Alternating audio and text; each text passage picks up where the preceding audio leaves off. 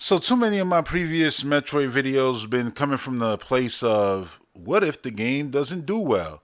In this video, let's talk about what if Metroid Prime 4 Beyond sells beyond all expectations. Yours, mine, Nintendo, the world, everybody. And it's like, yeah, the Metroid Prime went and sold, let's just give a pretty number like 12 million units. So 12 million units. It's not bundled with the new Nintendo hardware, nothing like that. It just came out on Switch and the next console. It sold, five on Switch and it sold seven on the new hardware. What should they do if they saw those kinds of sales? In my opinion, and this is something that I hope that they're already doing, even if the game isn't going to sell or whatever, hopefully this will help it sell. DLC would be my first answer. New areas, new worlds for Samus to jump in her ship and you to be able to pick and go, okay, I purchase a DLC, now I can fly to this area and now I'm in the new, let's say I'm in a whole new galaxy and there's a bunch of planets, almost like a Star Fox when you will be able to, but think Metroid Prime 3. You had your map, multiple planets there. You get DLC, it's a whole new map, multiple planets there. Get the idea? You get to traverse and do different things. They could even do some DLC that is just one planet. So then that DLC feels very much like Metroid Prime. Yay, the original one planet, awesome, with different little biomes. And I would love that. I really would. But then you could have a derelict ship in the sky. Yeah, in space. That's awesome too, right? Or you got to go repair a satellite that's orbiting a planet. You're never going to touch down on this planet, though. You're on the satellite. And yeah, something happened there. What happened there? Ooh, you got to find out. It's a mystery. Oh, space pirates was taking over, whatever, trying to, listen in on all the planet secret. I don't know anything. You can do things like that, DLC, just to keep it going. And they don't got to be super long. They could be 2 hour DLCs, 3 hour DLCs, things like that. I know it's easier said than done, but that would be great to get Metroid Prime 4 Beyond and know that, yeah, this game goes beyond just this game that you bought on the cart or that you downloaded. You're going to get DLC and we're going to add and add so it becomes more. It goes beyond Prime 4. You're going to feel like when it's all said and done, all the DLC, like, damn, I feel like I played Prime 4, 5, 6, and 7. This is awesome. And, why not?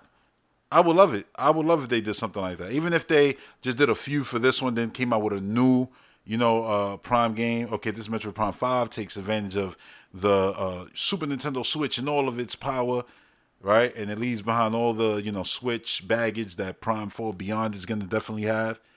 And now we even build more DLC throughout the generation for this game, while you're still getting sequels, new entries, and the numbered entries, sequels to Dread and stuff like that. So to me, that would be the dream, to not have to wait to get more places to explore in a Metroid Prime game. Too many times, we get these games and it's a 5 year wait. And it's like, damn. Tears of the Kingdom, I didn't complain about DLC because I didn't finish every shrine. I didn't, finish highlighting the whole underworld and everything like that. So there was still a lot more to do. I can literally go back to my save file and complete a ton of things. I got a lot of Zelda still to enjoy in Tears of the Kingdom. And that's what I'm going to be doing a lot on Switch in 2025 as I wait for the Super Nintendo Switch, the next generation Nintendo hardware. I'm going to be playing a lot of Tears of the Kingdom. There's a lot in there, but I still feel like Tears of the Kingdom could have got DLC. Mario Odyssey, it was a crime. Like, you literally had Starship Mario, whatever, the Odyssey. Starship Mario, wasn't that Galaxy 2? The Odyssey, you had the Odyssey and you could fly to new areas. You could have just purchased with DLC. They gave us a little Luigi mini game thing. That's a little time, right? It was like a time attack mode. I used it like the first week it came out and that was it. But adding new areas, new platforming, places to explore, that would have been great. Instead, they was like, nah, we're going to make DLC for 3D World. Like, yo, Nintendo, y'all weird. I love it, though. But, damn, that's crazy. Odyssey got nothing. And Odyssey just felt like, yeah, you have this ship that it can just easily justify new DLC. And Metroid feels the same way. You got Samus's ship. Imagine you start with the ship that looks like Prime 3, right? Which we've seen in the trailer. And then by the time you finish like the second DLC to Prime 4 Beyond, you got a whole new ship, because you got new parts or maybe you got destroyed, so then you had to go get another ship, things like that. You can do even cool things like, oh yeah, her ship got destroyed in this mission. Who saved her? A bounty hunter. So now you're on this other ship with this other bounty hunter, and he's like, yeah, like I got this mission to do. Come with me. That's a whole DLC.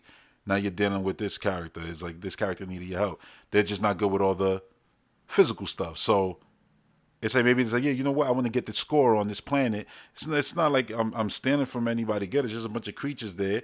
A ship crashed there, and there's some good shit on that ship, and I won it. I'm gonna pay you to get it from me. You could get, half of whatever's there. Samus does that, but there's a whole bigger narrative to that ship and the crash and everything. Like simple things like that. Just build story, build lore, build more, in the universe. Add, more that character that you introduced right there could be a multiplayer character. If you got a multiplayer, it's like, oh, yeah, new hero coming to the game. So while he was in the fighter in the story mode, you could fight with him in the multiplayer. That'll be great, DLC, multiplayer, even after the fact. The game just launches with single player. Imagine they'd be like, oh yeah, we was working on multiplayer too on the side, and it launches after. There's been plenty of games that had their multiplayer launch after the fact.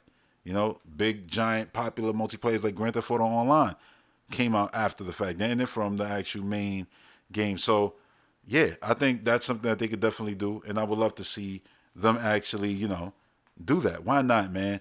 If the game is a giant success, I want to see them grow the series and do, a bunch of cool stuff. The fact that we lived in a time where Metroid got so hot for this little period, Nintendo was like, we're going to do Metroid Prime Pinball. And it was great. It's like, we got Sonic Pinball back in it. We got Metroid Pinball now. This is awesome. So it was like, we saw a little bit of what a world with a successful Metroid could look like. Our Nintendo Power was coming with Prime books and things like that. It was awesome. It was great. So I want that. I want more Metroid Prime goodness really soon into next generation. Really soon. Like I genuinely wouldn't mind if there was, okay, fine. Metroid Prime 1 is a Switch game. It's coming out like what it's coming out. We don't want to support Switch and, the next console with like, DLC features and things like that, because then we're still going to be building. Because if we're making DLC for Prime 4, it has to still go to the Switch player, right? It can't just be made for the new hardware. So I can see them being like, this is going to be standalone. Then the next Metroid game comes out. It's a sequel. It's one of those. And then the next Prime game comes out for Switch early in the generation. This is a retro now that has already put a Prime game out. They got a flow for things. Maybe they've already been cooking up, storyboard and new ideas and new areas. And they had so much ideas from creating Prime 4 that they could quickly make a Prime 5 and then just supplement that game throughout the rest of the generation with DLC. That'll be my dream. That'll be my dream to know, like, yeah, you're getting new Metroid, stories, new adventures to do with Samus every 6 months, Like, that'll be awesome. Or just even though every year you're going to get new DLC for this game for a while. That's cool. It's like Starfield, they got Shattered Space. You already know there's another one being worked on. So it's like people got that to look forward to. And that's not even including the mod scene and stuff like that. So imagine something like that for Metroid, where it's just like, you can be excited about this one purchase you got and then look forward to. Like, imagine buying Metroid Prime 5 and they be like, yeah, buy it and get early access 3 days early. And when you buy it, you get the upcoming Metroid blah, blah, blah DLC. And it's like, so more Metroid? Yeah, I'm a Metroid fan. I'll take it at a high price. Please, please. Let me not say high price. Nowadays things be so high. But you know what I mean. I'll be very excited to buy a special edition. It comes with Amiibo and you get the future DLC. Hell yeah. Hell yeah. So, yeah. Let me know what you think. What should happen if the series is a giant success, bigger than before? Let me know in the comment section below. Thanks for tuning in. Until the next one. Peace.